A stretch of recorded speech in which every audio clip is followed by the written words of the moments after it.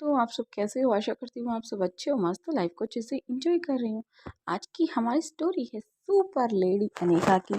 अगर आपको वीडियो पसंद आ रही है तो प्लीज़ दोस्तों के साथ शेयर करें, लाइक करें, कमेंट कर कर अपने सिटी का नाम जरूर मेंशन करें।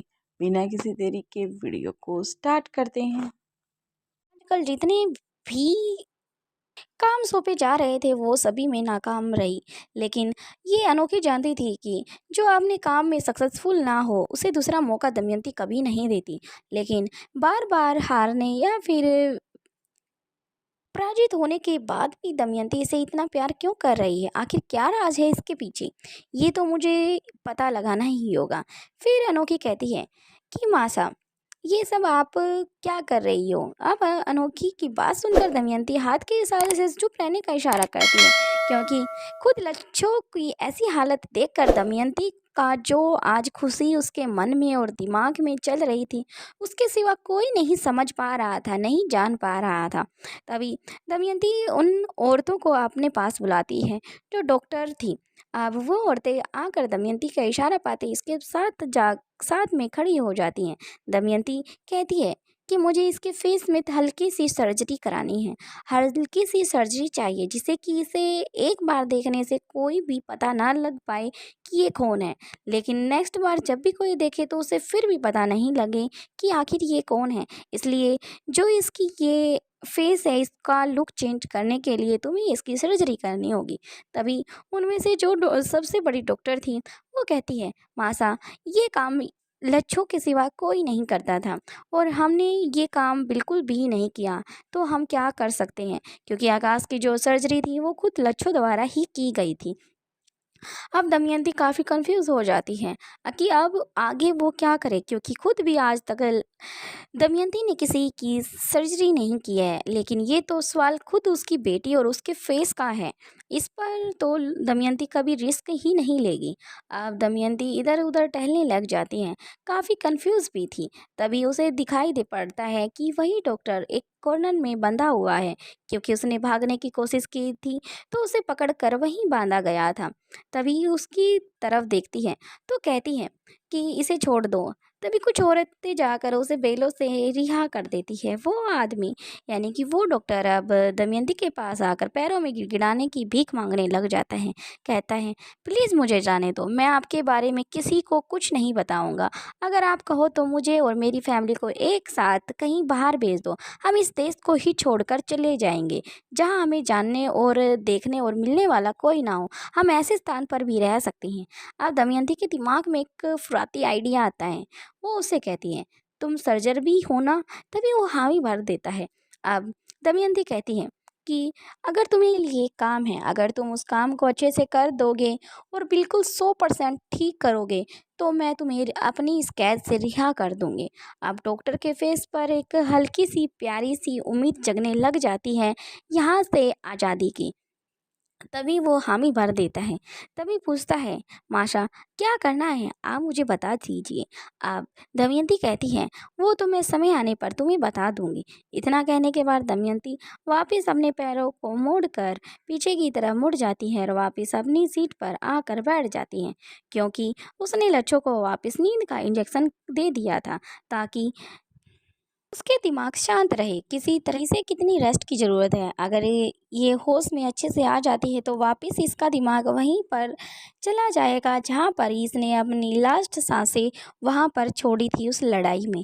अब दमयंती कुछ सोच रही थी, तभी अनोखी आती है। मासा, आप किस सोच में डूबी है, मुझे बताओ, शायद मेरे पास आपकी उस समस्या का हल हो। दमयंती कुछ नहीं कहती, बस चुप रहती। गुलेरिया सभी के सोने का इंतजार कर रहे थे। फाइनली सभी की आंखें लग जाती है। उसे पता लग जाता है कि सभी गुलेरिया परिवार के अधिकतर मेंबर सो चुके हैं, क्योंकि सभी की रूम की लाइट ऑफ हो चुकी थी। इसलिए करण गुलेरिया जल्दी से अपने रूम से बाहर निकलते हैं और कुछ बैग लेकर बाहर आ जाते हैं। तभी अपनी गाड़ी में बैठ जाते हैं और अपनी गाड़ी को कहीं किसी तरफ मोड़ कर सड़क पर चलाने लग जाते हैं। कुछ टाइम बाद ही करण गुलेरिया जहाँ पर जाने चाहते थे वहाँ पर पहुँच जाते हैं। वहाँ पर जाकर वो खड़े होकर किसी का इंतजार करने लग जाते हैं। उसके हाथ में एक पिक्चर थी और एक बैग था, वहीं किसी का आने का इंतजार कर रहे थे।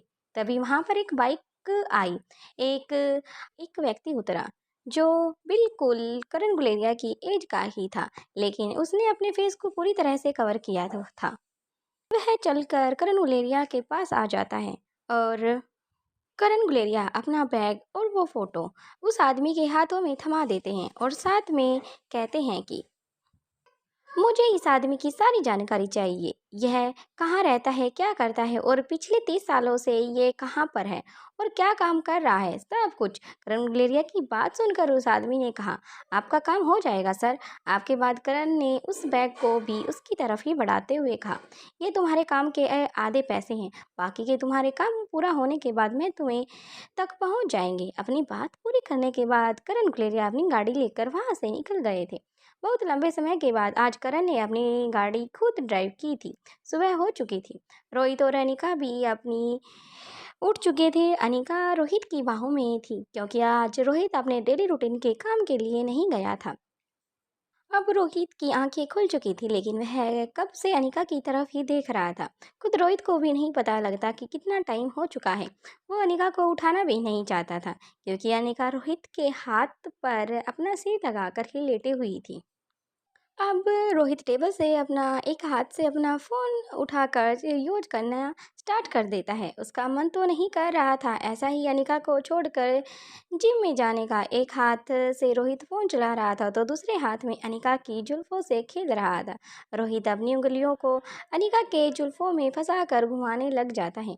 अनिका वैसे तो रात की तरह उसके सीने से लग कर ही सोई थी, लेकिन रोहित अनिका इतनी आराम और इतनी सोई हुई इतनी प्यारी लग रही थी। रोहित बस उसकी तरफ ही देखने लग जाता है। रोहित फ़ोन जल्दी से चिराग मेहता के पास कॉल लगाता है। चिराग का फ़ोन देखते ही रोहित की आंखें छोटी छोटी हो गई थी क्योंकि वह अनिका की नींद को डिस्टर्ब नहीं करना चाहता था। उतने में ही जब रिंगटोन की आवाज़ अनिका के कानों तक पड़ती है, अनिका रोहित को थोड़ा सा कसकर पकड़ते हुए अपनी परेशानी जताते हुए बड़बड़ाते हुए कहती है, ओफ मिस्टर मारवा, कौन है सुबह सुबह फ़ोन करके मेरी नींद खराब कर रहा है। मिस्टर मारवा प्लीज़ अपने फ़ोन को साइलेंट पर कीजिए, मुझे परेशान मत करो प्लीज़। अनिका की बात सुनकर रोहित मुस्कुराने लग जाता है। उतने में ही अनिका ने रोहित से उसके पास आकर अपना सिर उसके सीने से हटाकर उसके गले में घुमाते हुए सोने लग जाती है। रोहित जब तक अनिका को कुछ बोलता, चिराग का फ़ोन दोबारा से आ गया था। रोहित ने जल्दी से कॉल उठा लिया, कभी अनिका को दोबारा डिस्टरबेंस ना हो जाए। इधर रोहित ने कहा, हाँ बोलो चिराग, क्या बात है? अब ऑफिस में तो सब ठीक है ना? उस प्रोजेक्ट का क्या हुआ जो तुम मेरे से साइन करा कर लेकर गए थे? सब सेट हो गया ना? इस पर चिराग ने कहा, हाँ सर, आप टेंशन मत लो, सब ठीक हो गया है। इसलिए ही तो आपके पास फ़ोन करने के लिए मैंने सुबह सुबह आपको परेशान किया है। यही बताने के लिए मैंने आपका सुबह सुबह परेशान किया है। सॉरी सर, आपको कोई भी परेशानी हुई तो। चिराग की ऐसी बातें सुनकर रोहित कहता है कि परेशान होने की कोई बात नहीं है, तुम काम करो, मेरा मैं करूँगा। अब चिराग यस सर बोल देता है। लेकिन जब रोहित बात कर रहा था, अनिका की नींद बिल्कुल टूट चुकी थी। अब वह उठती है और रोहित को एक प्यारा सा हाँ करते हुए रोहित को कहती है, गुड मॉर्निंग मिस्टर मारवा।